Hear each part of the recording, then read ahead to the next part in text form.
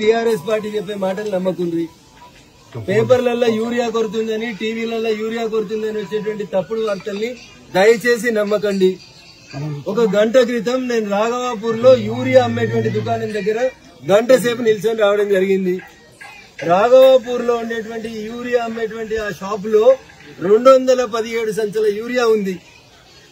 నిన్న సాయంత్రం టోకన్లు ఇచ్చి లైన్ లో నిలబడిపోయిన వాళ్ళ రైతుల సంఖ్య 70 మంది. 70 మందికి మనిషి 2 సంచులు చొప్పునిస్తే 140 సంచులు పోతాయి. 217 సంచులు దుకాణంలో రెడీలీ అవైలబుల్ ఉన్నాయి. ఇవాళ లైన్ లో 30 మంది కూడా లేరు. రాఘవాపూర్ షాప్ దగ్గర నన్ను ఆపిరు రైతులు. పోయి స్టాక్ ఎంత ఉంది ఏందనేది చూసిన. అక్కడ మిగతా 30 మంది లేరు. మిగిలిన ఎంత 140 సంచులు, ప్రతి రైతుకు 2 సంచులు ఇవ్వంగా మిగిలిన 77 సంచుల్ని 30 మంది రైతులకు వంచమని చెప్పొచ్చినాను. మా బాపు ఉండంగా మంచిగా వచ్చింది, మా తాత ఉండంగా మంచిగా వచ్చింది, ఇప్పుడు మంచిగా వస్తలేదు. నేను రాజకీయాలు మాట్లాడేందుకు రాలేదు. బాపుకు యూరియా ఇచ్చింది నరేంద్ర మోడీ, రేవంత్ అన్నకు యూరియా ఇస్తుంది నరేంద్ర మోడీ. ఈ దేశంలో యూరియా ఇచ్చేది భారత ప్రభుత్వం, నరేంద్ర మోడీ గారి పార్టీ తప్పితే ఇంకొకటి కాదు. మీరు యూరియా ఇస్తే మేము ఓట్లు ఎత్తాం. మేము ఓట్ల కోసం జనం దగ్గరికి రాం.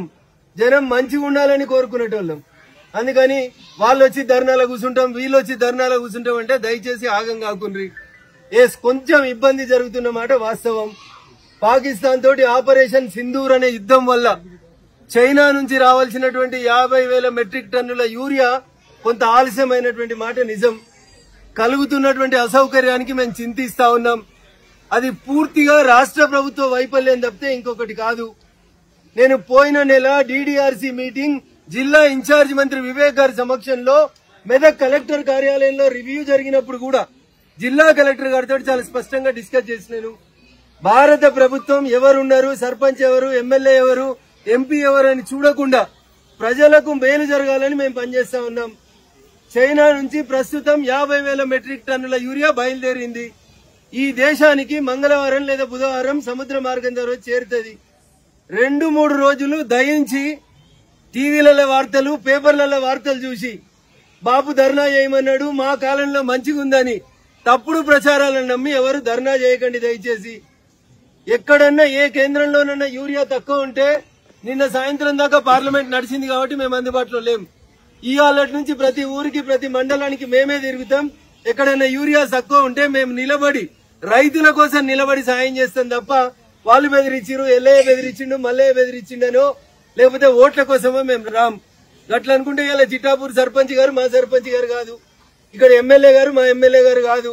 అయినా భారత ప్రభుత్వం అంగన్వాడీకి 8 లక్షల రూపాయలు మన్రేగా పథకం కింద ఇచ్చింది.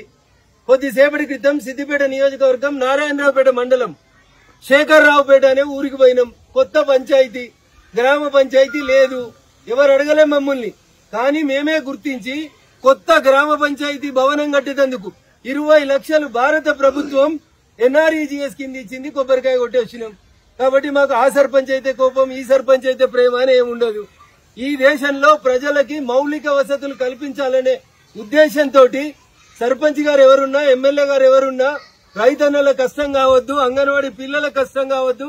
ఇప్పుడు వచ్చినాక ఇక్కడ స్కూల్ అడిగారు చిట్టాపూర్ లోపల 100% 5 కొత్త తరగతి గదులని చిట్టాపూర్ కి నా ఎంపీ లాడ్స్ మరియు కలెక్టర్ గారి సంయుక్తంగా కలిపి ఏడాది ఎండాకాలం సెలవులలో పూర్తి చేపిస్తాం.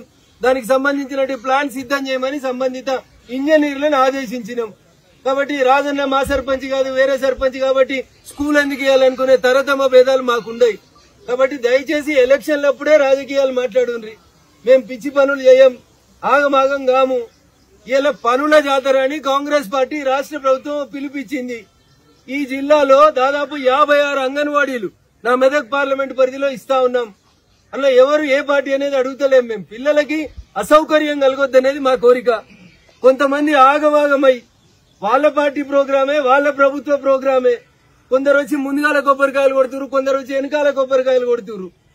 శిలాఫలకాలు పెట్టుడు బంద్ చేసింది రాష్ట్ర ప్రభుత్వం. ఎందుకంటే శిలాఫలకం పెడితే దాని మీద రాయాలి ఎవరు ఎన్ని పైసలు ఇచ్చిర్రు, ఏ పథకం పైసలని. అయినా మేము బాధపడతలేం. వెనకటికి 2 లక్షలు మోరి కడితే కూడా శిలాఫలకాలు పెట్టుకుందరు. ఇలా శిలాఫలకాలు 8 లక్షలు ఇచ్చినా, 20 లక్షలు ఇచ్చినా శిలాఫలకాలు ఇస్తలేరు.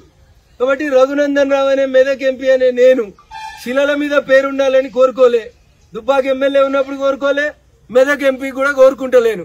నాకు శిలల మీద పేరొద్దు. మా ఓటర్ మహాశైల గుండెల జరంతా జాగిచ్చిర్రు, నన్ను మెదక్ పార్లమెంట్ సభ్యునిగా గెలిపించిండ్రు, పంపించిర్రు. 100% నిజాయితీగా, irrespective of party, A party అని చూడకుండా ఎక్కడ సమస్య ఉన్నా అందరికి అందుబాటులో ఉంటానని సవినయంగా తెలియజేస్తూ రైతన్నల్ని కొంచెం సంయమనం పాటించాల్సిందిగా అప్పీల్ చేస్తా ఉన్నాం. Thank you.